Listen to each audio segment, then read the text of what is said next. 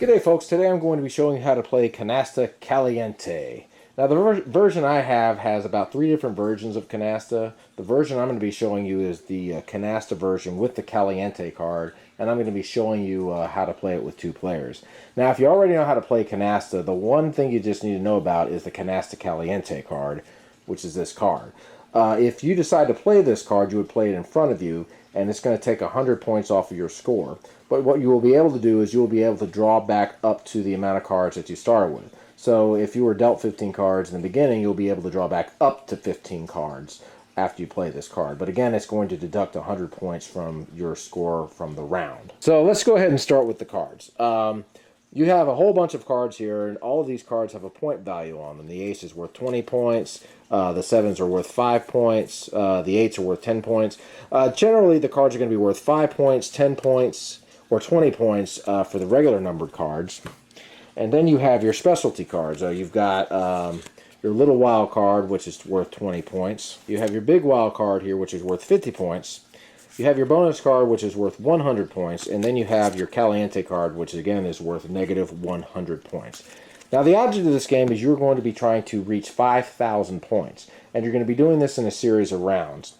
And what you're going to basically be doing is you're going to be trying to lay down what are called canastas. And in a 2-player game, you're going to need 2 canastas. What a canasta is, it's basically 7 cards of one number or one letter, such as a jack and a king. And a canasta can be all natural, the cards, which means it's all 7s, or it can be a mixture of a number and a wild card, or a letter and a wild card. The only thing is you would need to have less wild cards than you would natural cards. So you'd be able to have 4 7s and 3 wild cards, but not 3 7s and 4 wild cards. Now the main thing you're going to be doing in this game is what is called melding. A meld is 3 cards of the same letter or number, or more. In this case, this would be considered a meld. You can also meld like this with a wild card in there, but again, there has to be less wild cards than there are natural cards in your initial meld. Now, the way it works is in the very beginning of the game, you have to meet an initial meld requirement. And what that means is, depending on how many points you have to be able to play a certain amount of points via your cards in order to start laying down more melds and more cards on top of what are called your existing melds. So in the very beginning of the game, you have to lay down 50 points worth of cards down. So if I had this in my hand, since this is worth 60 points, 20, 40, 60, I would go ahead and be able to lay these down. And then after that, after my requirement was met, I would go ahead and be able to play other melds or just play more aces on top of this. I could do it again with the wild card, of course, is worth 20 points, so that would be a big help in me trying to get a meld. Now, another way I can meet an initial meld requirement is by being able to pick up this card. Now, if I'm able to pick up this card, I'll have to pick up all the cards underneath, and that's a good thing because that can really help you rack up points on your score. The way you would end up picking this card up is if I already had 2 natural cards in my hand of that card. So let's say I was trying to meet my initial meld. I have 40 points in my hand. In the very beginning, I need to have 50 points. There's an ace laying down over there. Now, I can choose to either pick up 2 cards from here, or I can pick up this one if I have 2 of this. So since I do, let's just say I go ahead and pick this up. Now I'll have 60 points worth of aces in my hand, and I'll go ahead and be able to lay these down for my initial meld requirement. And on top of that, I'm going to go ahead and pick up all of these cards as well, and I'll be able to meld 3 cards or more of whatever I have in my hand, and then play more cards on top of that if I have it. Now, the deal with the bonus card is if you pick this up, this is basically a free 100 points. You're just simply going to put this off to the side, and you're going to go ahead and redraw back up to the amount of cards that you drew. So if I drew one of these, I would simply put this to the side like so, and then I would just draw one more card. Now, another way I would be able to pick this card up right over here is if I already have a meld of this card laying out on the table. So let's say my opponent decided to discard this ace. He discarded the ace. I already have 3 aces here laid down, so I can go ahead and pick this up and just simply add it to my meld, and then pick up all of these cards as my reward. So that's something eventually you're going to have to watch out for, because as your opponent is laying melds down on the table, you have to be careful not to try to throw out a card that he could actually use in his meld. Okay, so now I'm going to go ahead and play a round or so and just kind of show you how this game works. You're going to deal out 15 cards to each player, and you're going to go ahead and sort out all of your cards, and I've gone ahead and sorted them out. So the first thing I'm going to do is I'm going to look and see if I can meet my initial meld requirement, and I actually can because I have these 2 kings in the wild card here, and also these 3 6s. Now, I don't actually have to put down melds at this point if I want to. I can actually hold on to them. But just for the sake of showing you how it works, first thing I'm going to do is I'm going to go ahead and draw 2 cards. Now, I'm going to go ahead and lay down my initial meld. What I have here is the 2 kings and the wild, which are 40 points. And I also have these 3 6s, which are worth 15 points. So I will go ahead and lay these down like so. This is 15 points, this is 40 points, so that's 55 points. So I went ahead and I met my initial meld requirement. So now what I can do is anytime I have any other melds of 3 cards, or any cards laying down that I have laying down here on the table, I'll be able to go ahead and play them and add to this pile. So right now what I'm going to go ahead and do is I'm going to just go ahead and lay down this 4, and that will end my turn. Okay, so this is my opponent. My opponent's looking at what he has, and he can actually also meet his initial meld requirement right now. But let's just say right now he decides he's going to go ahead and draw his 2 cards. So let's just say he decides to do the same thing. He can actually lay these 4 cards down for 50 points, and that will again meet his initial meld requirement. So he's got a few other cards, so let's see what else he has. Let's just say he decides he's going to hold on to the 3 7s for now, and the 2 kings. And let's just say he decides he's also going to dump out a 4.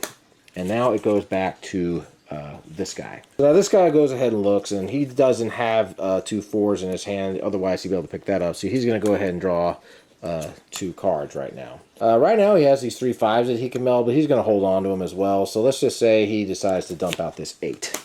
And it goes back to my opponent. My opponent's going to go ahead and look. He does not have any 8s either, so he's going to go ahead and draw 2 cards. And he drew a 10, so he can go ahead and throw this down on his pile here. Now he's got 5 10s, so he's 2 cards away from getting a canasta. He's still going to go ahead and hold on to his 7s, and he decides he's going to go ahead and play this stop card. So the stop card basically just means that I can't draw from here at this point because there's no number. So that ends his turn, and it will go back to me. So I'll go ahead and draw my 2 cards. I've drawn 5, and I've gone ahead and drawn the bonus card. So I'm going to go ahead and put this off to the side and count this towards my score later. And now I'll go ahead and draw this, and I've drawn a 7.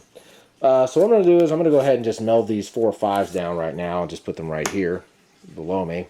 And I'm going to go ahead and just play this 7 like so. So now it goes back to my opponent. So my opponent picks up his cards. And now my opponent has 3 7s. So what he's going to go ahead and do is he's going to pick this 7 up. Since he already actually has at least 2 7s in his hand, he can do so. He's going to go ahead and pick this up, and then he's going to lay down these 4 7s right here. He has to do that if he draws it. And then he's going to pick up all of these cards, and he's going to go ahead and meld off these 4s like so. And he'll add, and let's just say that's what he does. And he'll go ahead and play this stop card right here. And so that's kind of how that little thing works. Okay, so let's go ahead and say that I draw. And I've drawn a wild, and I've drawn a 9. So what I'm going to go ahead and do is, because I forgot to show you this, I'm going to play this wild card right here. Now this is what is called freezing the pile. What freezing the pile means is that nobody is going to be able to pick up a card from the discard pile unless they have 2 natural cards in their hand. So for example, if my opponent were able to throw out a jack, I would be able to pick up the pile. But if my opponent threw out a king, for example, and I didn't have 2 kings in my hand, I wouldn't just be able to pick up the king and lay it down over here. I'd have to actually have 2 kings in my hand. So that's what I'm going to go ahead and do, is freeze the pile. That's a very good defensive move. So let's say it goes back to my opponent, and he looks at what he has. He's going to lay down these 2 jacks over here. 3 jacks, I'm sorry. And he goes ahead, and let's just say he plays this 6. Now, I have a 6 right over here, but because this pile is frozen, I'm not going to be able to pick this up. So once again, I'm going to go ahead and draw. And I'm going to go ahead and just start laying down some of these melds. I'm going to lay down the 3 9s right here. And actually, I got 4. I'll lay down the 4th one over here. Now, just to show you how the frozen thing works, I'm going to lay down this 5. So now my opponent's going to look at his cards, and he has 2 5s in his hand. So because he has the 2 5s in his hand, he will be able to pick this up. And then meld these 5s down like so, and then pick up all of these cards as well. So that's how it works for picking up a frozen pile. Okay, so let's go ahead and say that I have gone ahead and laid down 2 canastas here. I've got one here and one here. And let's just say that this is what's in my hand. There's a special rule with these, and I'll talk about what those are in just a second. But right now I'll go ahead and draw my 2 cards. And I've gone ahead and drawn a wild card and the Caliente card. Now obviously I'm not going to go ahead and play this down because I don't need it.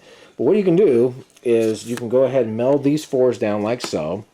and you can meld these 3 cards out as well. Now, the only way you can meld out these 3 stock cards is at the very end of the game when you're about to go out. You can't do it at any other time.